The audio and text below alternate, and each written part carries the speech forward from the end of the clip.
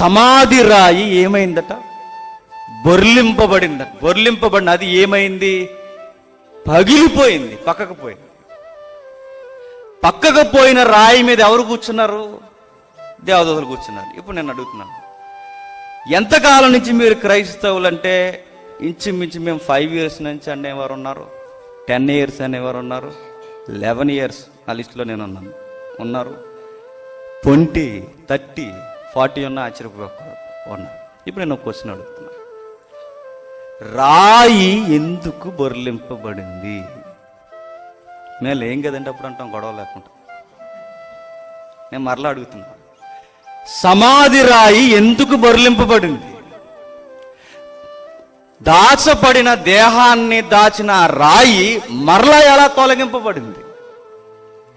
ఎవరు దాన్ని మూసారంటే సైనికులు మూసారు. ఏ సైనికులు? రోమా సైనికులు. రోమా సైనికులు ఎందుకు మూసారు? టెక్స్ట్ మీరు ఇంటికి వెళ్ళిన తర్వాత చదువుకోండి. ఎందుకు మూసారంటే శిష్యుల దగ్గర ఒక ప్రకటన విన్నారు. వాళ్ళు ఎలా పొడిపొడిగా విన్నారో, న్యూస్ ఎలా వచ్చిందో, టాక్ ఎలా వచ్చిందో తెలియదు, కానీ మొత్తం మీద ప్రధాన యాజకులు అయితే మాత్రం అంటించారు ప్రభుత్వానికి. ఏమనంటే అతగాడు వాళ్ళ గురువు వాళ్ళ శిష్యులతో చెప్పగా మేము ఇంటిమి. ఏమనంటే ఆయన 3వ దినాన్ని తిరిగి లేస్తాడని, ఆయన శవాన్ని పట్టుకెళ్ళిపోయి 3వ దినాన లేచానని కొత్త పబ్లిసిటీ చేసి లా అండ్ ఆర్డర్ ప్రాబ్లం తెస్తారు. అందుకే మేము ఏమంటున్నామంటే, రాజా మీరేం చేస్తారంటే ప్రొటెక్షన్ పెంచండి అన్నారు.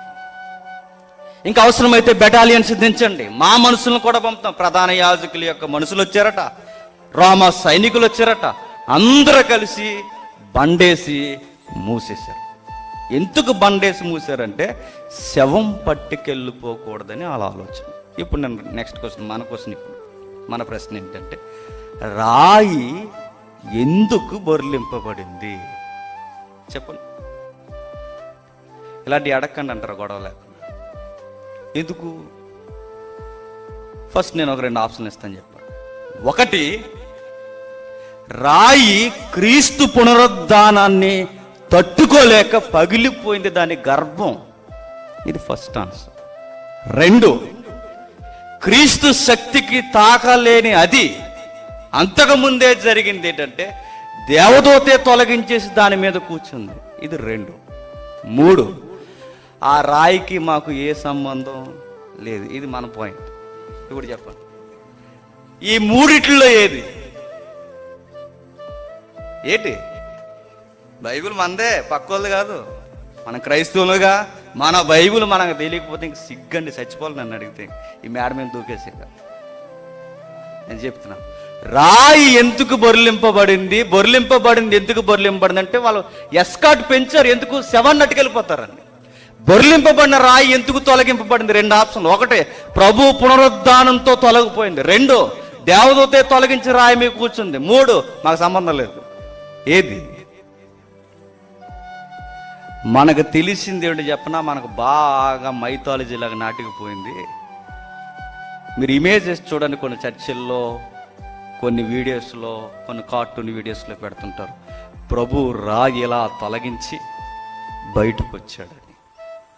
నో, బైబిల్ అలా లేదు. ప్రభు పునరుద్ధానాన్ని గుర్తుపెట్టుకుంటే రాయి తొలగింపలేదు. వేయబడిన రాయి వేయబడి ఉండగానే కట్టబడిన బట్ట, ఆయనకు చుట్టిన బట్ట, ప్రేత వస్త్రం చుట్టబడి ఉండగానే దాని నుండి ప్రభు అదృశ్యమైపోయాడు. ఆయన ఎంతగా అదృశ్యమయ్యాడంటే ఆయనకు చుట్టిన వస్త్రం కూడా ఇప్పాల్సిన అవసరం లేదు.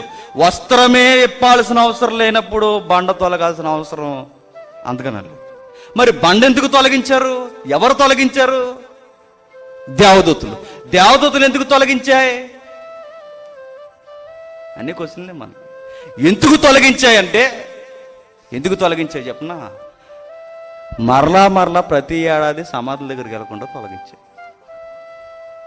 ఎందుకు తొలగించాయంటే మరలా మనం ప్రశ్నించుకుందాం, మన విశ్వాసాన్ని కనుపరచడానికి చూపించాయి.